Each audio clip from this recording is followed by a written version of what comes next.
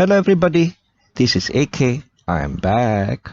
So why should everybody be looking at bond yields, right? When I say everybody, it's not, of course, just in bond investors, bond holders. I'm also talking about savers, borrowers, investors, right? In equities. Okay, so it's not just bond investors or bond holders who should be interested in bond yields, and I'll explain why. Right, one of the things that I like to do from time to time is to look at the daily Singapore government securities prices. Right, and this is a website, a service provided by Monetary Authority of Singapore that tells you the daily prices of all their bonds and treasury bills. Right, and I look at this for a practical reason because I'm buying T-bills, 6 months T-bills mostly, and this website shows me the price movements, right? And so it gives me an idea of how much the yield, the cutoff yield might be for the upcoming T-bill, for example, right? And in my recent video about the T-bill auction that just ended not too long ago, I said that I was expecting a cutoff yield of 3.7% or maybe 3.75%, because if you look at the daily prices, it suggested that the yield would be about 3.74, 3.75%, but usually the cutoff yield would be a bit lower. But then on 28th, 29th September, you see the daily prices at 394. So there's a sudden jump. There's a sudden jump. So there seems to be a change in market sentiments towards yields, and that is that there's a prevalence towards higher for longer, right? And that narrative has been around for a long time. And one question that I get asked quite a lot is whether I'm putting more money to work in equities now, and my standard answer has always been no, I'm not buying anything now, I'm just feeding my war chest. Of course, if you translate that, it means that I'm not feeling so confident about where the economy or the stock market might be going in the next 1 or 2 years, and I rather shore up my cash position, hoard more cash.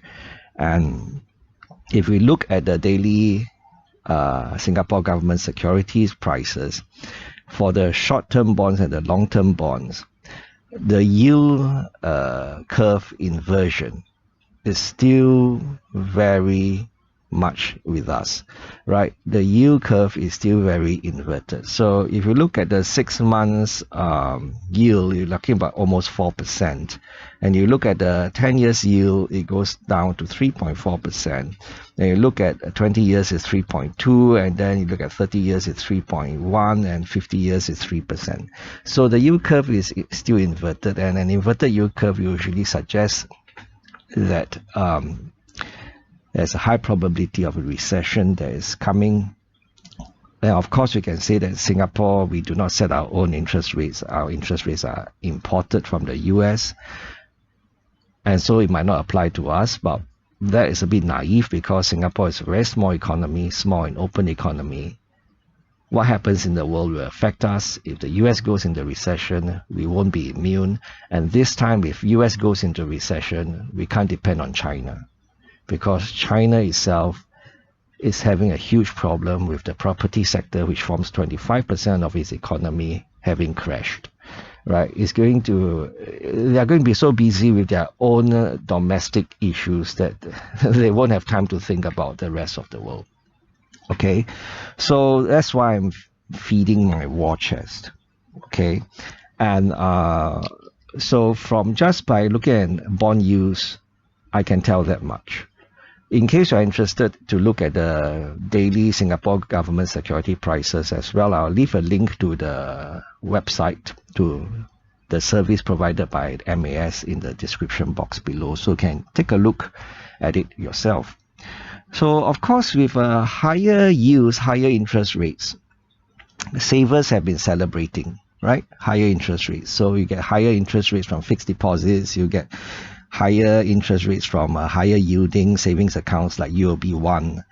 Of course, we get it in from 6 months T-bills, higher yields, and shorter term bonds.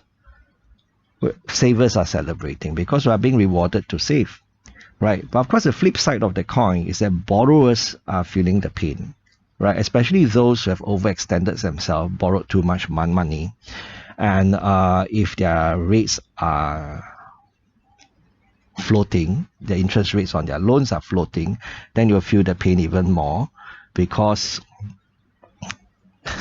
they have to pay a lot more to service their loans, right?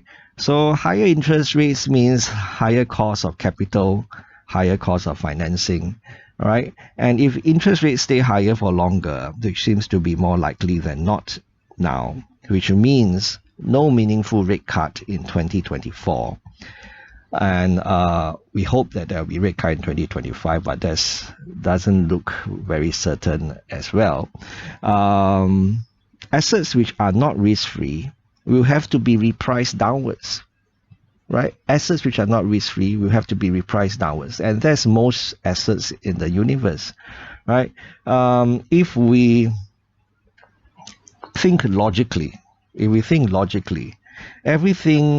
that it should be valued relative to risk-free rates, right? Because if you get something 4% return risk-free, then if we're investing in something that's not risk-free, we will have to demand a much higher return, a much higher yield than 4% per annum, right? So logically, this is why even the so-called blue chip REITs should see their unit price decline, or else being equal, right? If risk-free rates stay higher for longer. And some of them have been stubborn when it comes to their unit price. They are not going down a lot. It's like Parkway Life REIT, for example. I find that illogical, right? But Mr. Market will do what Mr. Market does. I just don't participate. And borrowers with higher levels of borrowings, especially those with a large exposure to floating rates, will see their earnings clipped or losses expand in such an instance. Okay, this is why I've been saying for some time now that if we must invest in the stock market, right, that if we must invested, we should pay attention to balance sheet strength. We must stay invested to balance sheet strength. Things are not in a good place, right? They might look rosy in Singapore, but then we are all, I'm a frog in a well in Singapore, and everyone in Singapore, if we don't try to expand our outlook, we are all frogs in the well. That is the hard truth.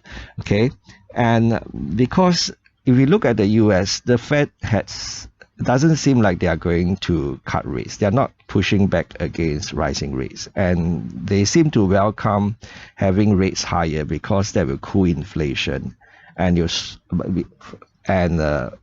economy growth will slow down, and that will cool inflation even more, right? And there's this quotation that I got from an expert, and I want to share this. And that universe is sitting on a hot mess of substantial unrealized losses in their portfolios, particularly from any and all US Treasuries purchases made over the course of the past year.